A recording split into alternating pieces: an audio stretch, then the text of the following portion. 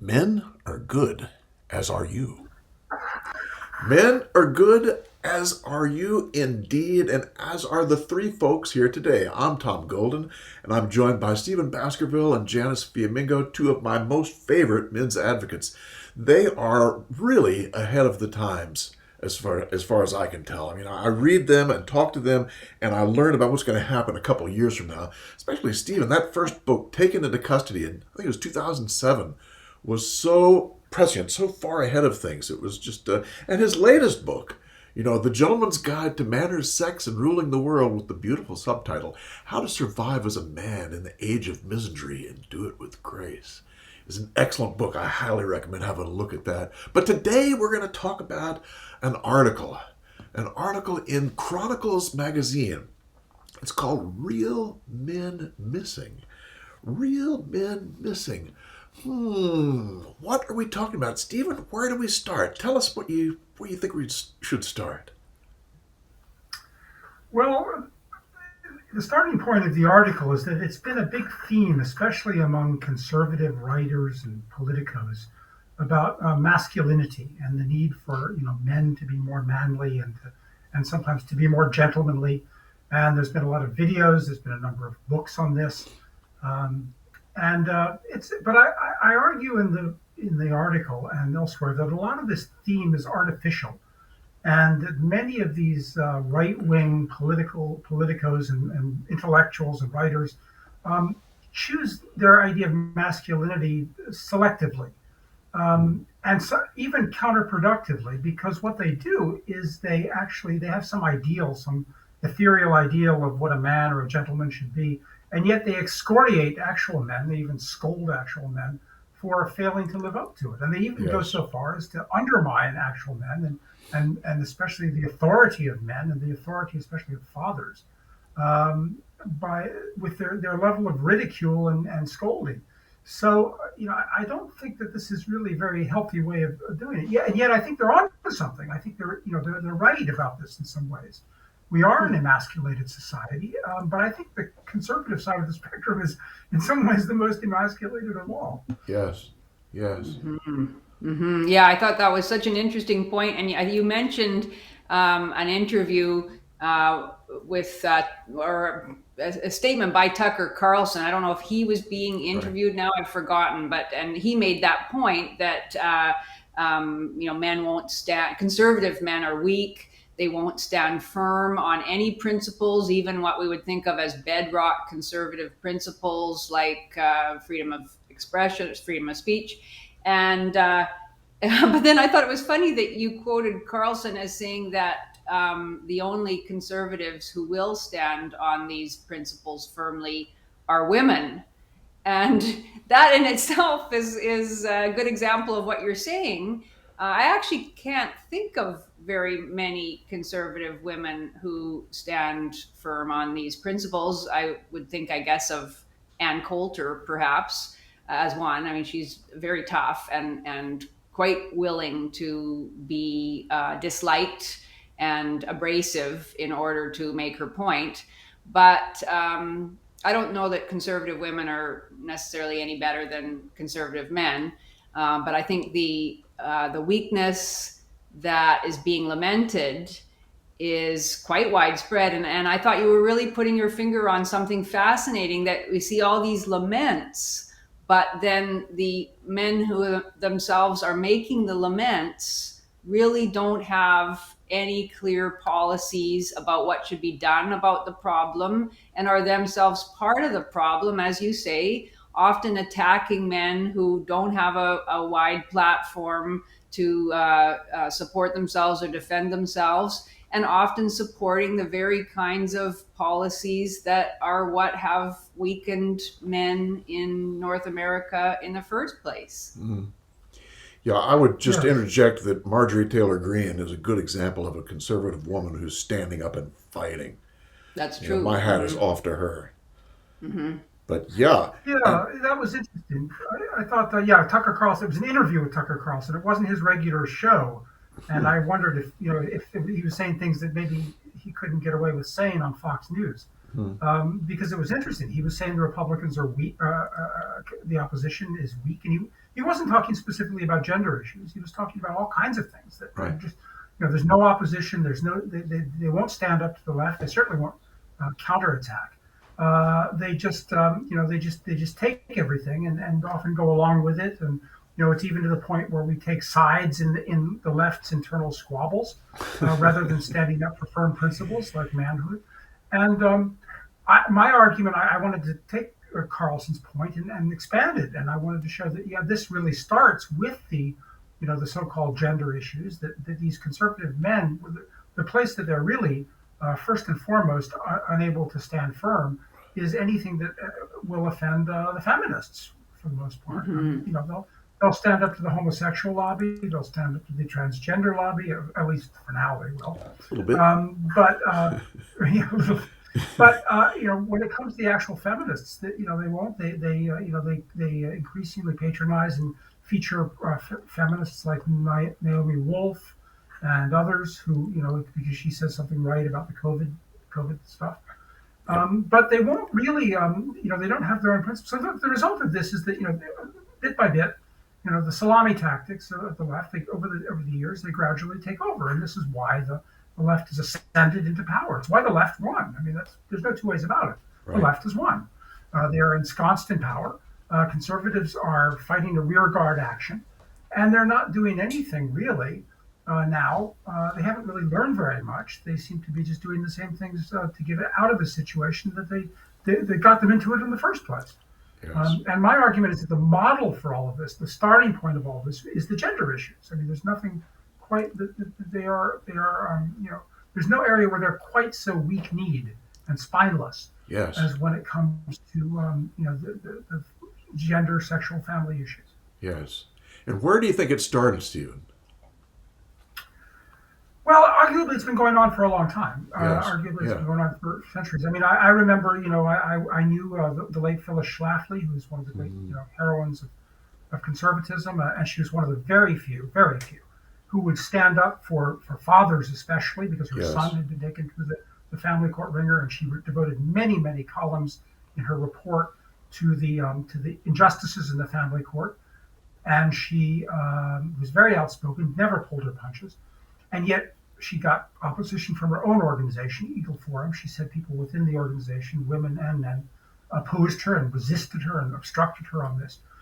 But she also, I remember her saying this many times, she would say when she was referring to Republican men on these issues and in other issues, the word that came out of her mouth was cowards. Yes. They're cowards. Yes. She had nothing but contempt for the conservative leadership, and I think this needs to be known because she is extolled, rightly so, by the conservative leadership for her courage and her intelligence and her leadership. But she knew that she was filling a gap that the men should have been taking care of. The same sort of stories I think surround Margaret Thatcher. She she was very contemptuous of the male leadership of the Conservative Party during the 1970s. And that's why she felt she had to take control of the Conservative Party. Yes. Yeah, it is such an interesting problem in a way, in that, I noticed this amongst a lot of younger conservative men too, that often if there is an issue in the public sphere, the way in which those conservative men manifest their masculine honor, often, I think, is to defend women. And that seems to be a very strong part of their understanding of their masculine identity. But often, unfortunately, the issue on which they're defending women is a feminist issue that, it taken to its logical conclusion, is designed to weaken masculinity in general. So if a woman makes a claim in the public sphere that she's been sexually harassed, that some man has said something that made her feel unsafe, if he made a demeaning comment, if he touched her in some way that was inappropriate, you get all sorts of men piling on to defend the woman's honor and to attack the man. Yet that is a very explicit, damaging feminist strategy to make it almost impossible for any man to stand up to a woman in the public sphere because he's going to get those kinds of accusations. So I feel for these men in a sense, in that what they are trying to do is to be gentlemen in, I think, a classic sense of the term. But that enactment of gentlemanly regard or chivalry ends up actually weakening masculinity. So it's kind of a bind. Hmm. Yes, very much so. That's true. It's a cheap form of false chivalry. It's a way of scoring easy points uh, as being a man or a gentleman. But you're right. It's what it's really endorsing is not wronged women, but which of course men should defend. But it's endorsing a political ideology whose purpose is to undermine manhood, fatherhood, and men in general. So yes, you're right. These conservatives they subscribe and they practice this cheap chivalry, but in fact the effect of it is to undermine um, other men, not only other men, but Mm-hmm. masculinity itself, Yes. manhood, fatherhood, and so they're really it's self defeating. Yes. And people are starting to notice this. I mean, Tucker Carlson notices. I quote Aaron Wrenn, who has a good Christian website called The Masculinist, in which he Huh. points these sorts of things out. And it's true. It's conspicuous. The kind of he-men that these conservatives want extol are the kind of he-men like the John Waynes and who's the television character from the 1950s, Ward Cleaver. These sorts of kind of fictional characters. Yes. But the he-men that they don't, the men that we kind of admire are also the Humphrey Bogarts. And if you remember, Bogart was in a number of films. He was willing to stand up not only to other men, the bad guys, To but women. also to women who were Yep. trying it on. Yep. Women Mm-hmm. who were trying to see how far what they could get away with, Yep. and he would slap them down. And Yep. that's the kind of all around man that we need. And you know I mean, I don't think we should be necessarily limiting ourselves to the realm of fictional TV or movie characters, but we need to look at what men are standing up for for principles today, and defend them as well. Yes. Mm-hmm. Indeed. Yeah, even if that means that they are attacked by women and by feminists in particular. But I mean, most women in the public sphere, whether they claim to be on the conservative side of the political ledger or not, are feminists to some degree. They all, I think, when pushed, will articulate feminist ideals, unless they are explicitly anti-feminist and pro men's issues, which is very few women in the public sphere. So Yes. yeah, it's yeah, the person that you quoted, what was his name? Aaron Wrenn, yeah, Aaron Wrenn, and he talked Wrenn. about how conservatives are afraid to say or do anything that will offend the ladies. And that really does get to the core of it, because Yes. feminists have appropriated so many of the major issues of our day and turned them into women's issues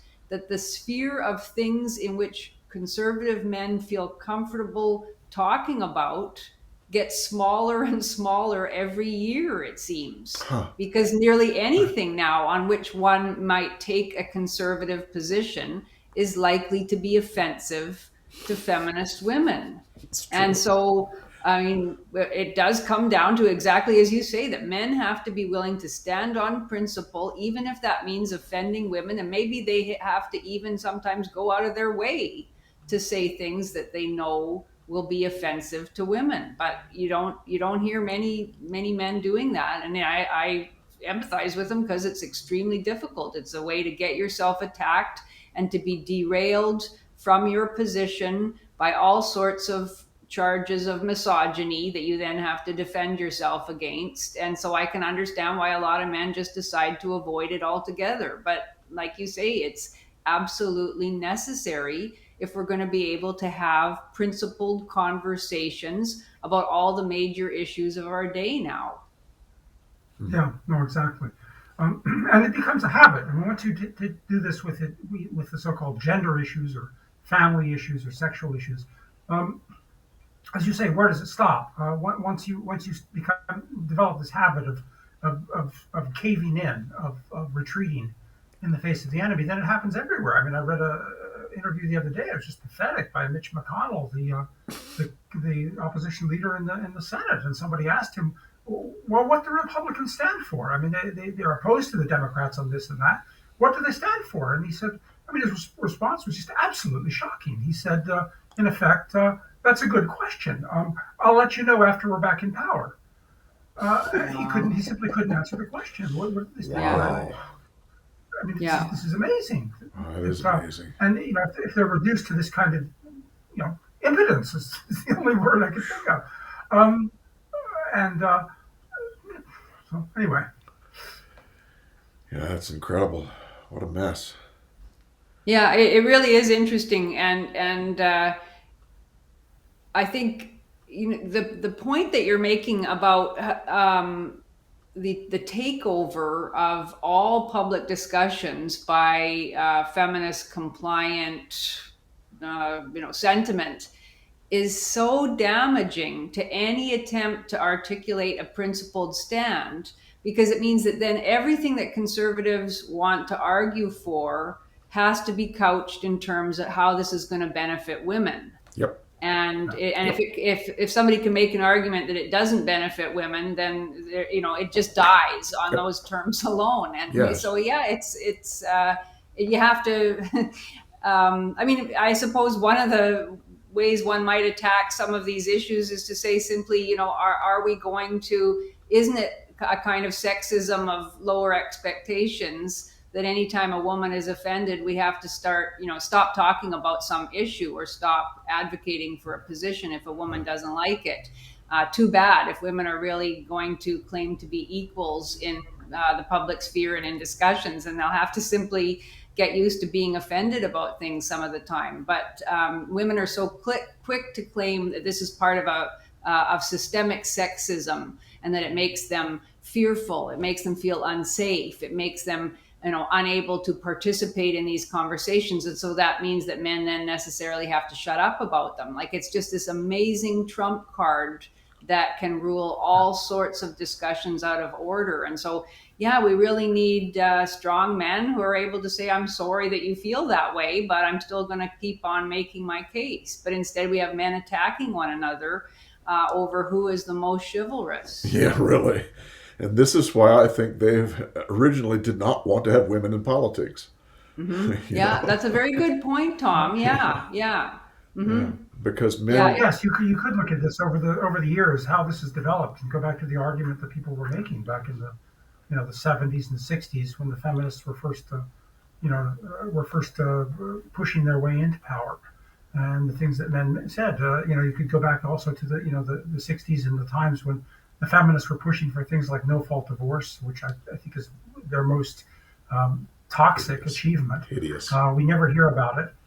Most people don't even know that it was a platform of the feminists, but it was. It Yes. was a direct attack on not only marriage but men, Yep. fathers, and yet there was people warned at the time. Some judges, even lawyers, warned at the time that this was not workable. And you're right. The whole thing about this is it very much infantilizes women. Women, cannot be held responsible for their legal obligations, their commitments. Yes. That they, that they cannot be offended. As you said, the conversation has to stop. And I think what we're also seeing is the extension of feminine characteristics in this respect to men. They're adopting them as yeah. well. And I have to say I can name a number of throughout this COVID crisis, which is the subject of my next article. There's quite a few female commentators who I think have been stronger and more I think in more forceful positions than a Yes. lot of the male characters. So Yes. it's not a Yes. matter of men and women. There are many women there are women who will step in and take up the slack. It's if the men are too spineless. But it's this adoption, as we see, for instance, in university students now, of men male students adopting this same kind of snowflake mentality. I don't want to be Mm-hmm. offended. I don't want to be, you know, harassed and that sort of thing. And the hideous, I mean, the really hideous extreme manifestation of this is in this self mutilation we're now seeing among adolescents Huh. in the name of transgenderism. You know, this Oh idea that God, this yeah. androgynous, Yes. and we're seeing adolescents and university age students mutilating their bodies in this pointless and futile quest to be transgender. Yes. And this is, and now we're inflicting it on children as well. I mean, the famous baby, what is it, the Save James case, which I cite in the article of castrating a young boy in an attempt to make him into a girl. I mean, this is the worst horrors that people predicted about feminism back in the 60s, that it would lead to mass castration of men. And people thought, Mm-hmm. how could that ever happen? Well, we're seeing how it happens. Yes. So And it does become a kind of mass, I don't know, mass psychosis of a sort. yes, they've been very, very slick in bringing this about through things like toxic masculinity, which basically is shaming men for being men. It's like, okay, anything that's manly, if you're going to stand up and say no, oh, that's toxic. There's something wrong with that guy. And so they've literally turned a pathology towards manhood. And Yeah, men are afraid to stand up and be themselves. They try and push their testosterone down, so they're not going to look like the bad guy. And the feminists have framed this in such a way that it really is just keeping men in a box, not letting them be themselves, not letting them be what they know what they are. It's really sad. right. Yeah, Yeah. no, very Well, true, very true. And the worst casualties, then I think, are again fathers, because it is an attack on Yes. masculinity generally, but also an attack on the so-called patriarchy, Patriarchy. on paternal authority. And if men can't assert paternal authority, and if boys cannot experience, and girls cannot experience paternal authority when they're young, then they don't have any understanding of how they have to assert it, in other ways, on their own children and elsewhere in society. Yes. Yes. That we need male authority, and Absolutely. the most basic important male authority is paternal authority, father's Yep. Yep. authority. Yep. So and conservatives talk about this. They talk about this crisis of fatherhood, fatherless America. Even yeah. liberals go Uh oh. on about this. The inner cities especially, and yet they won't do anything about it. Not Yep. only do they not Yeah. do anything about it, they support policies that make it worse. Yes. And this is Exactly. absolutely, and this is my explanation. My next article, if I may, is going to point this out, because many people look at these COVID policies, as you have pointed out, Janice. They often make absolutely no sense. None. We have the medical data, facts, and yet we pursue policies that are not only pointless but counterproductive and even Exactly. harmful. And where does this come from? How does this happen? Well, I think you could make a point that it started with the fatherhood issue. This is when we first Yes. started pursuing Yes. policies that are pointless, counterproductive, and harmful, Yes. uh, Mm-hmm. completely irrational.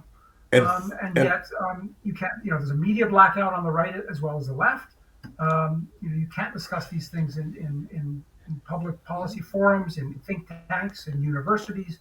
You yep. can't discuss it. There's certainly no discussion in any legislature or any council meeting, city council, county council. Yes.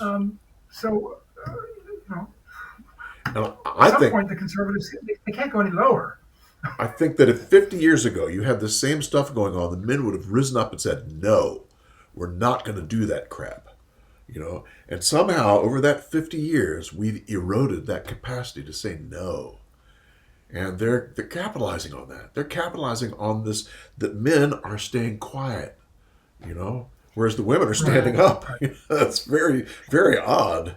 Very Well, odd and indeed. Yeah. I don't know if the men would have said no, because a lot of this stuff was happening in the 60s and 70s, and men then didn't say no either. And in fact, I'm now doing this intensive analysis as much as I can do of the 19th century feminist movement. And they were saying an awful lot of horrific condemnatory things about masculinity then too, very similar to what we hear today. And men allowed it. Like it's this back in 1870, the leaders of the women's movement in America and Great Britain were tarring all men with a kind of toxic masculinity brush. Yes. They were speaking quite openly and condemnatorily about masculine sexuality, and men accepted it then.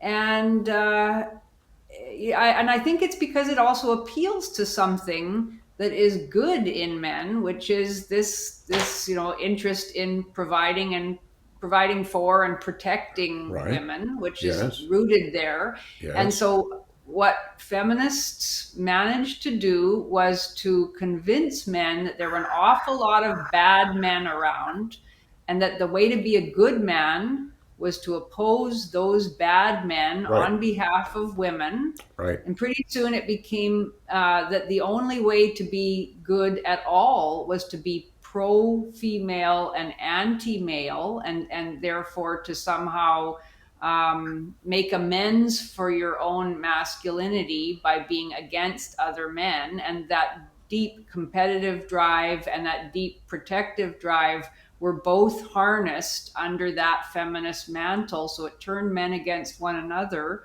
And we still see that operating today. Yes. And, on both the left and the right, I think. Yes. And, and it's just such a difficult conundrum that it puts It men is. into. That's exactly correct. Yeah. But I think that 50 years ago, we hadn't gotten to the point where we are today. No, Men definitely. had It's not worse been now. emasculated to the point where they wouldn't have stood up. I know my father, who was a scientist, would have looked at the data and gone, no, this is wrong. And he would have brought it up. He would have brought it up at church. He would have brought it up every place. He would have said, no, this is wrong, you know? And Right. today we don't see that. Right. Men Well, are, there's two responses I would make to that point about looking at the long perspective. I think you're right. When you look at the long perspective, yes, this is yes, not new. And one yes. area you can see this, and there's a large literature about this, is the emasculation of the churches. Huh. A lot of many men and others in the churches are very conscious of how the churches have become feminized over decades, and some Yes. people would say possibly even over centuries. Huh. Um, that and this has been looked upon as a crisis of the church, and yet, as far as I can tell, nothing is done about it. Huh.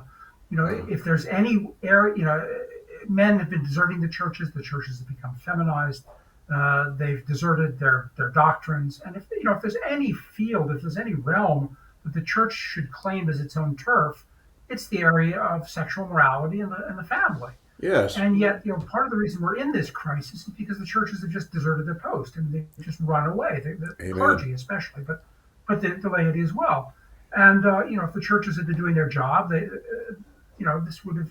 And then they wonder why people are deserting the churches. When the churches, the one area where the churches would have a strong, not only spiritual but secular importance. In other words, where their role spills over to have a positive benefit for the secular society is in the preservation of the family, and this sort of Yes. thing. And here today we see that the breakdown of the family, the out of wedlock births cause such serious social problems like crime and substance abuse and truancy and so forth. Here's one area where the churches, if they stuck to their role and asserted it aggressively, they would be respected, and not only by Christians but others as well. And they might get converts, and people might fill the pews again. But Right. they don't. They just run away. Right. You bring up the issue of the injustices of divorce courts or anything to a member of the clergy in America, and you can just watch the look of fear come over their face as they freeze, and they quickly change the subject or find an excuse to walk away. And yet, this is the area where if they embraced it, they might rejuvenate Exactly. their role. Why do they have that They're going, response, Stephen? Why do they have that response? Why do they freeze? again, I don't know. I mean, people who know this better than I do will tell you that the churches again have been feminized over Yeah. such a long period Yeah. of time. But and people object to it, but they won't. Even now, when you get people saying what I'm saying, They won't embrace Right. Right. for example, the injustices of the family courts. They will lament and bemoan the emasculation of the churches, the feminization of the churches. But the idea that a church, if faced with a situation like an involuntary divorce or the seizure of a man's children, the idea that the clergy would go into the courtroom and say, "We're an interested party. We consecrated this marriage. We have a role here. We Huh. have standing in this case, and we have a standing. We have a responsibility to see that justice is done. And Yes. you, the judge, are not giving justice to this Yeah. family, this man or woman, or Wow. the children." Wow. The idea that the clergy would do that is just unthinkable, and yet I believe that's exactly what they should do. Yes, I They agree. should go into the courtroom. If they consecrate the marriage, they have a responsibility to make sure that it is dealt with in a just way by the state, including Yes. going into the courtroom. And but otherwise they're a party to what Daniel Emney has called a fraudulent contract. It's like a bait and switch. That's We're going right. to marry you.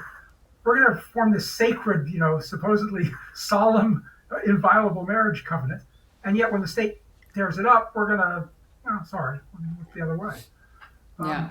Um, the other, if Yes. I can go back again, to this historical viewpoint that you raised, and I think the other place where we did have an inkling of this, more than an inkling for years, for decades, has been with the black male. I mean, this has been a theme, at least going back to writers like James Baldwin and Richard Wright, about the emasculation of the black male. And this was raised even by the left, and they blamed it on racism, and they blamed it on capitalism and so forth. Right. But the what's happening now to men in our society happened to the black male first, and other Right. minority males Right. first, and it was Yes. largely as a result of the welfare system. The Yes. welfare system destroyed the black male. That's very, very easy to document. Yep. And it was a theme that we looked at. Like I say, the left even raised it. A whole generation of conservative writers, interestingly, the neocons, who I criticize, but the earlier generation of neocons, like Patrick Moynihan and some of the Irving Lewis Horowitz and others, they were investigating the welfare system in the 50s and 60s, and they Right. were warning about this. They were Right. saying, you're destroying the black family, you're destroying the black male, and but yeah, nothing was done. Nobody acted on it, and then eventually, even the neocons kind of gave up. We passed a very superficial welfare reform in was it '96 under Clinton. It actually made the problem worse by course. introducing the child support system. Yeah. And ever since then, conservatives have I haven't heard a word from the conservatives about what reforming the welfare system. And Obama undid everything that was done under Clinton, reversed it all, and turned the welfare machinery into his own kind of Chicago-style patronage machine for to acquire votes for the Democratic Party.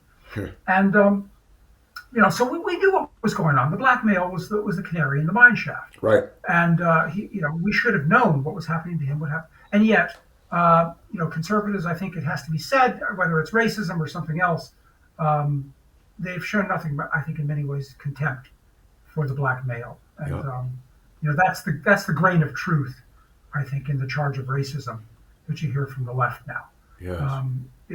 Left racism of neglecting the black male, refusing to heed the warning that was being issued decades ago. Yes. Indeed. Maybe we should talk about your two policy recommendations that you provide at the very end of the article, and how you see those being implemented and what they would look like. Can you bring those up, Good Tom? idea. Let's see if we can bring them up. This is actually the summary of, or at least I see it as the summary of Stephen's article, which is just a thing of beauty. That paragraph is potent, Stephen. It's absolutely beautiful. I don't know if we want to read it now or just put it up on the screen and people can read it as they want.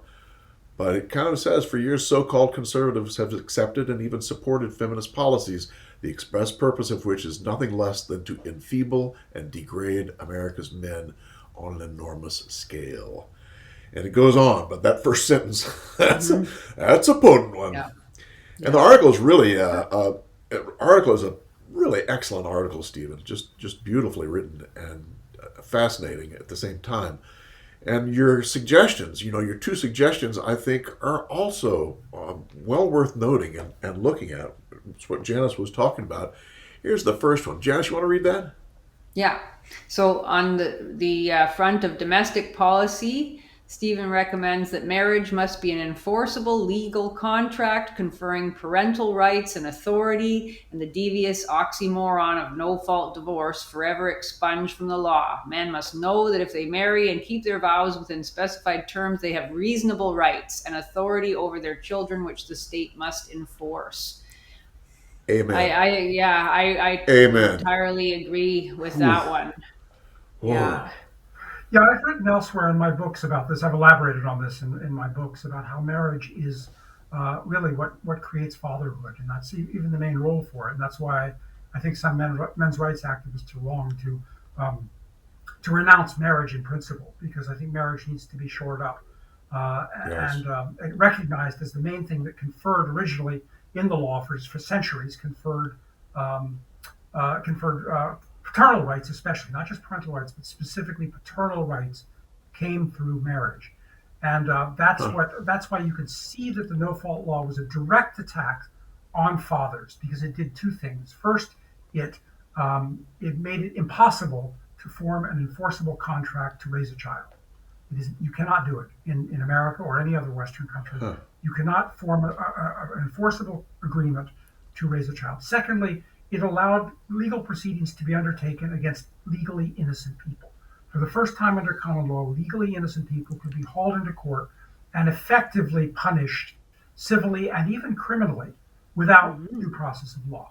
And so this was an obvious attack on fathers, and it was pushed through by feminists in Yes. '69 and during the '70s. And it was very devious, and very few people were able to perceive how poisonous this was. But that's what it did. No marriage and no fathers. That's what no fault divorce And did. no fault. And on the surface, it looks so pristine. Oh, what a wonderful idea. No fault. Oh man, but underneath, it's pernicious. Hi, hi, It meant hi. you could be prosecuted for no Yes, fault of yes. your own. And having your kids taken Uh, away from you. I mean, that's what gets me. I mean, having your children taken away. That seems so criminal. It's so wrong. right. And we've just Right, allowed it and we now and for we and we years. accept this. I mean, I Yeah, was reading yeah. today Mhm. two articles I read recently about conservative newspapers were outraged because two fathers had their children taken away, or they tried to take away their children because either the father or the children were not vaccinated. Now, these Right. fathers were married fathers; they were in intact families, and so the conservative press was outraged that a man or any parent could lose his children because he wasn't, or his children weren't vaccinated, or one of them had given his children ivermectin, and that was grounds by the Child Protective Services to take away his What? adolescent child. Oh, God. Um, and the fact that conservative press would be outraged about this, and yet they turn a blind Mhm. eye to massive amounts of child confiscations in the Yep. divorce courts, and you don't hear Yep. a word about that. That's a And the good left point. is just as bad. The left was outraged. The border incidents where they claimed that children would be taken away from Right. immigrant parents, mothers who were trying to cross the border, and the left was indignant about the horror of taking a child away from its parent. And yet, the left perpetrates this all the time. So both the Mhm. left and the right are horribly hypocritical when it Yes. comes to the sanctity of the parent-child bond, and the tear-jerking, trauma of forcibly separating children from loving parents. I mean, it's just hypocrisy is thick enough to cut with a knife. It's just Yeah. hard to imagine. It's just freaking crazy. Let's look at Have number you have two. you thought? Oh, just before we go to that one, Yeah, yeah. maybe. So, what would replace no fault divorce then? Like, have you thought through what it would look like if two Hmm. people absolutely can't get along anymore and they have to separate? Right. What would be the provisions then? Well, in a nutshell, I mean, since most divorces are unilateral, like something like 80% or more unilateral, Right. I Right. mean, the basic principle would be that marriage has to be an enforceable contract, and you can't use it as a fraudulent contract to take away the children from the party that is faithful to the agreement, faithful to the marriage. Right. Now, if it's mutual consent, that's a different matter. Of course, there's ways that's those are the circumstances where shared parenting and things like that can be are appropriate. But in a circumstance where it's a unilateral, involuntary divorce and one party is legally guiltless, then basically like any other contract, if you want to leave the contract, you leave and you walk out the door and a shirt on your back, and the family stays intact. Right. Otherwise, this family, the parent-child bond is sacrosanct within marriage for the parent that stays behind, and that's what a concept. It's basic minimal government. Yes, exactly. Stay out of my family. Yeah. Oh, jeez. Wow. Yes, indeed. Should we go to the second one? The second one's more controversial. I should say so. You want to read that, Steve, or you want me to? Well, I argued for reinstating compulsory military service for all men, the determined age. Yeah. Because originally the United States was founded on the principle of the militia, yes. The principle that citizenship, that service and duty in the service of one's country and homeland is the basis of citizenship. It's an old Republican principle, goes back to the Italian Renaissance. The citizen in arms. And that citizen rights are conferred by the this duty of serving in the military. Yes. So I argue that and ideally we shouldn't have given this up and we should bring it back. And yes. Military discipline would be good for a lot of young men who grow up without fathers, who grew up rebellious, on university campuses. And it's no accident that in this respect, the military has become one of the most feminized institutions in our society. And a lot of people pointed that out, that last point, and said, "Well, then why do you want more men in a feminized military?" And they're right. The military would have to be reformed. Yes. And I was kind of hearkening back to the militia ideal, the idea of a militia as a citizens' army, not a bureaucratic army. Which our military has become horribly bureaucratic. That's why it's able to be so filled with women, because there's so many desk jobs from the bureaucrats. Huh. But the citizen army, the citizen in arms, hopefully would be a way, if we did it right, to not only build back the self-esteem of men and their moral and civic authority, but also to reform the military. And to make it, what it was originally intended to be, and to set its priorities as defending our country and our freedom, rather countries and freedoms, I should say, and rather than being a force for gender equality or social reform. Right. Yes. And now, so the men would be responsible to serve in the military. How about the women? That's a good question. I mean, that's never been part of the equation traditionally. Should women serve in the military? That's a big issue now. I mean, yes. Should women serve at all, rather than, or if so, should they serve in combat? I think most people today argue that women should not serve in combat. I think many people believe that women, should be allowed to serve in the military, in non-combat positions. But I think just the fact that we're able to make that argument, rightly or wrongly, it indicates something unhealthy about the military. It indicates something that the military has become such a bureaucratic machine and a bureaucratic monster in many ways. And like any bureaucracy, the dangers of a bureaucracy is that if it's not put to a good use, it will find a bad one. And this is what we see now with a lot of military. Yes. It's if they're not fighting wars, they find other things to do. I just saw an advertisement the other day for NATO's handbook on gender equality, and many people argue that NATO is an alliance that is outlived its purpose and perhaps should be disbanded. But NATO is also an organization, and organizations don't like to disband. They like to find new purposes and new rules for their bureaucracies.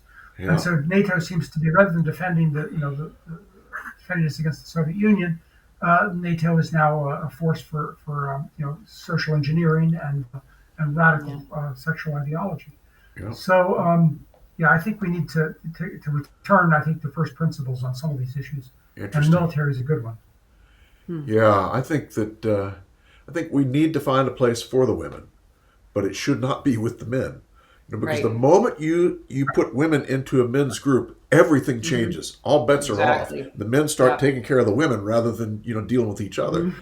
And so Yep. maybe have two Right. separate forces. Maybe have a man's military and the woman's military. I mean, who A knows? sort of auxiliary, maybe a Yeah, women's who knows? auxiliary of But some sort. I think Yeah. women should be responsible to do something. But I think that keeping the men Right. separate as men is a really Hmm. potent thing. I mean, that was the Absolutely. only initiation we used to have, in this culture for men to become men was to go into the military and you get beat around by the drill sergeant and you learn how to be a quote man. I mean, all of these, of course, they're not really very effective, but it's all we had. And so men then learn to be something different from the boy they were before, and they will not learn that if there are women around. You know, That's for sure. Right. Hmm. I No, mean, you look at that's all very of true. the initiation rituals around the world. It's fascinating. All of them do the same thing. They separate the boys out and take them with the men.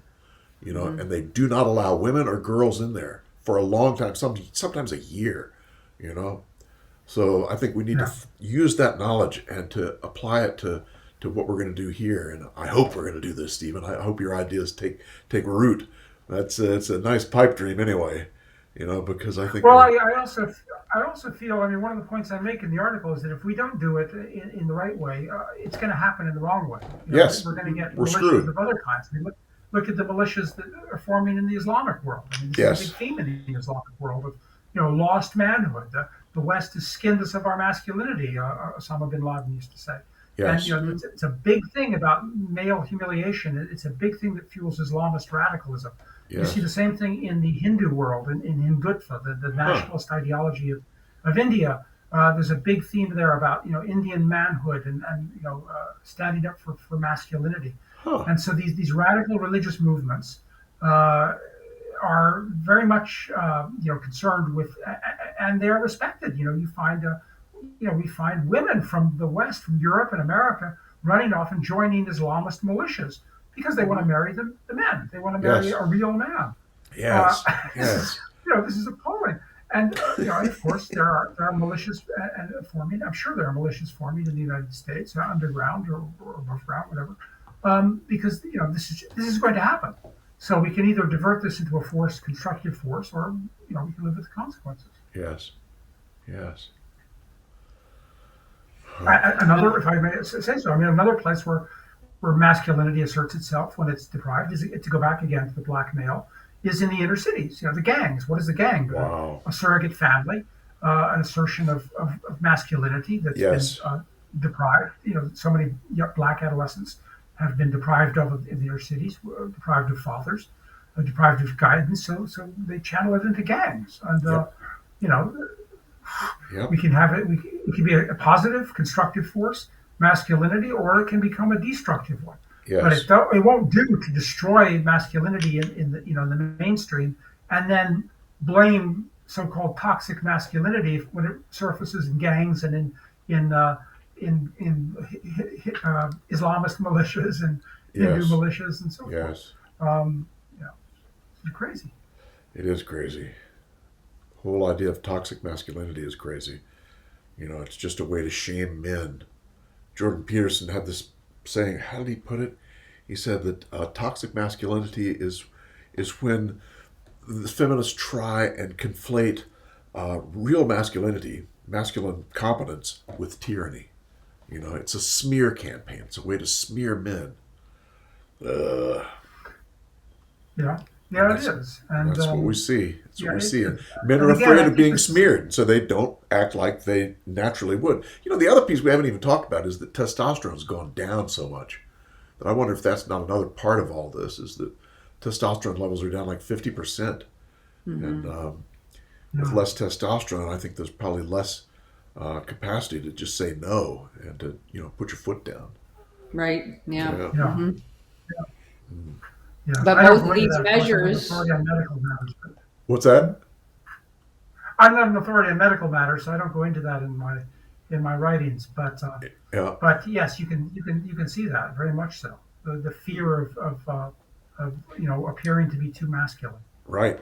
Right. Yeah. And of course, what does this earn? I mean, there's no victory from this because it doesn't earn the respect of women. You can't earn the No. respect of feminists, and all you do is earn the contempt of non-feminist women. Yes. You know, Yes. what do men expect that is going to happen to them among women who are not feminists? I I mean, they're going to think look that down on men who are men are weak. not thinking that. And Men are just thinking, how can I be safe? How can I be safe and keep from being judged, as being toxic? And so their yeah, behaviors get, unfortunately, yes. And that's at the top of the yeah, list. Ugh. yeah. It's crazy. Yeah. Crazy, crazy. Are we finished? Are there any Yeah, final thoughts? I think that's a good place to end. The fact that masculinity is not simply going to accept being repressed; it is going to emerge in some form. Yes. And Yes. if it isn't channeled into all sorts of the kind of productive channels that we need for building and maintaining civilization, it will become a destructive force. And Yes. so, Yes. yeah, that's, So we need to take Stephen's advice and do yeah. number one and number two and see if we can pull things out of the fire, Yeah. Indeed. And Stephen, thank you very much for being here Yeah. today. It's And always a thank you pleasure for to your talk with you. writings, Tom. Oh, Your writings man. are so great. Well, Excellent. it's my Your pleasure. books. I have another one coming out in which I quote you, Janice, on the COVID. I'm going to try and draw parallels between the decline of masculinity and the problems of the family and fatherhood, Huh. and our very weak response to the tyrannies that Yeah. have been directed around Yes. us about COVID. Incredible. And you mentioned this yourself in a video, so other people have noticed this too. I'm trying to systematize this into an article in Well, which it will try to explain it. Maybe I we'll do look another forward video to for that that. one. Yeah, I really look forward to reading Yeah. that. Good deal. I look forward to it as well. Indeed. And men, Are Good. question mark? Indeed they are. Men are good. And we'll see you next time, guys. You take care. Bye-bye. Bye-bye. All right. Men are good, as are you.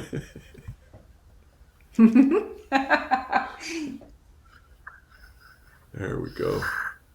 Just 1 second.